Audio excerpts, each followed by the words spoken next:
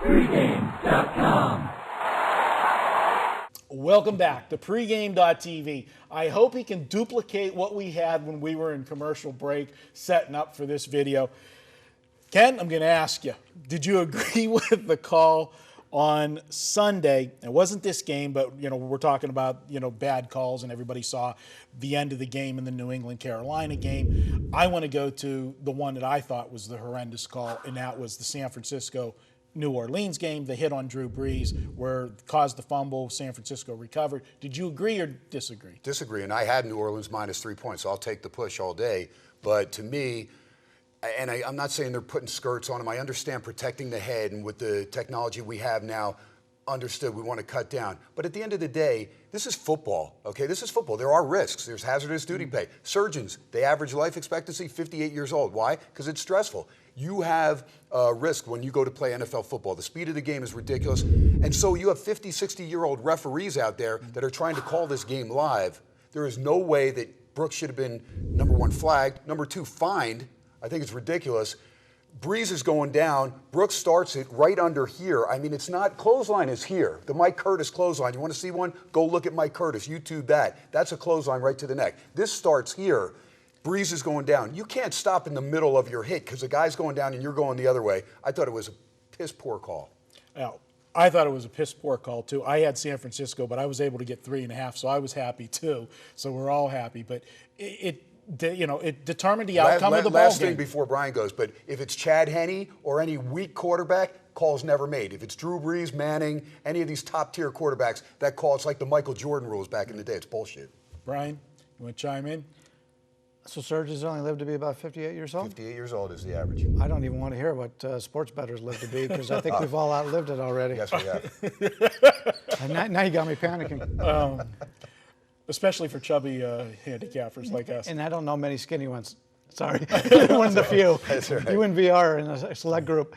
I didn't have any problem with any of the calls. It could have gone either way. I mean, the Monday Night Football deal, to me, it was uncatchable, but it's uncatchable because a guy caught it in the end zone, and the guy didn't have a chance to come back. Kuechly's pushing the guy 3 yards back. Of course, it's uncatchable. I just, I was a little biased. I wanted him to have another play to kick to try to punch it in so I could get that. And I had Carolina. No, I had Carolina. I had nothing in the game, so yeah. All right. Well, you know what, you guys, we talked about everything but this game. We've got the Carolina Panthers. They made a statement on Monday. Actually, they made a statement the last 2 weeks. They went to San Francisco, where both teams were on a streak when they went to San Francisco. They had won 4 in a row. San Francisco had won 5 in a row. Yet everybody was pointing out Carolina hadn't beaten anybody. They played basically the same schedule that San Francisco did, but nobody pointed that out for San Francisco. So, okay, now they got their win. People took notice, but now they're Monday night. They're playing the New England Patriots. And everybody loves Brady and Belichick. Now they got to win again, and they played a very good game. Kept New England in check. With that defense, I'll tell you, you cannot run on the Carolina defense. But now, after 2 satisfying wins, are they ripe for a letdown? They're a good football team. I'll tell you what, that defense, like you said, is as solid as they come.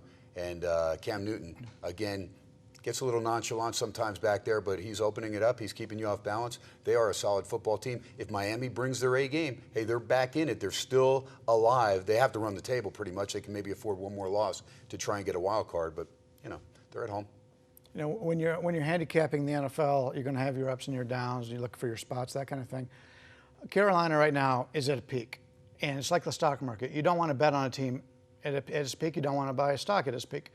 And Carolina right now, they've been on national TV the last few weeks. They're at their peak. You get the Miami Dolphins, who they did win. We talked about that in the last video a little bit with San Diego. But you got a team right now with all the bad publicity they've got. They're down at the low point right here. So from that kind of standpoint, in my opinion, there's only one way you can look at this game. But you also have to handicap it from an X's and O's standpoint. And Carolina's playing some pretty good football right now. I agree. All right. Well, this is my free pick, so let's make it official. I'm going to talk about a concept that I absolutely love in the NFL, and I call it the statement game. And whenever you have a statement game for a team, I like to go against them the next week. Well, Carolina had 2 statement games. The first statement game was against San Francisco. That's whenever they legitimized themselves in the eyes of the public, when they went out to San Francisco and beat them and held them to just 9 points in a game. Normally, I would have went against them last week, but last week's game was a Monday night game, and it was against New England and Tom Brady and Bill Belichick. So one more time, they got to prove themselves, and they did. Now they're legitimized as a contender in the NFC. They've played great football. This is where they have a letdown. And as Bryan talked about, the concept of this is the team itself had played those last 2 weeks with a chip on their shoulder. They had something to prove, so they're playing with more intensity. Now, after the satisfying win that proves to themselves and the public and the critics that they are for real, they could go and take a breath and relax a little bit. And now they're stepping way down in class playing a Miami team. Bryan pointed out about the stock market reference. That's the whole basis here. Now Carolina is at their highest point, and you're paying a tariff if you want to take Carolina now. Miami, they're at one of their lowest points because of all the bad publicity they've had with all the off-the-field issues.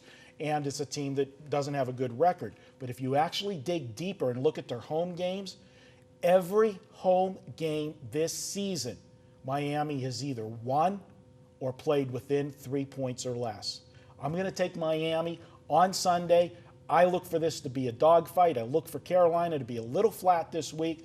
And this is also Carolina. This is the worst game, the least important game in a team's schedule. When you play a road non-conference game, it all adds up situational-wise for me, handicapping-wise, line value. I'm taking Miami plus the points on Sunday. All right, there you have it. I'm going with Miami plus the points. We're going to be back. Last video of the week.